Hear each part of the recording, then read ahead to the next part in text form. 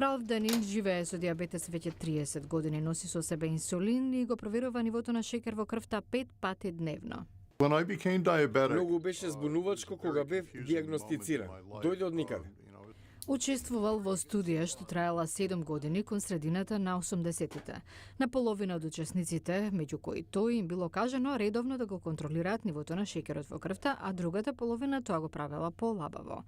Нова студија ги проучила податоците да утврди дали интензивната контрола направила разлика во компликациите што обично следат болеста, како губење на видот, пореметување на работата на бубрезите, оштетување на нервите и срцеви заболувања. Ова е доктор Дейвид Нейтан од Општата болница во Масачусетс и еден од коавторите на студијата. Построгата контрола на нивото на шекерот во крвта ги намалила овие компликации за 60 до 70%.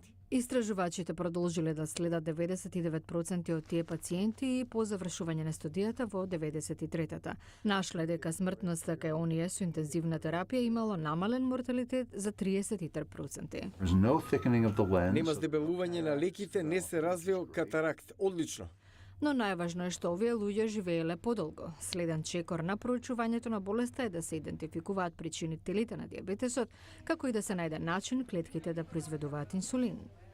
Студијата е објавена во журналот на Американската медицинска асоциација.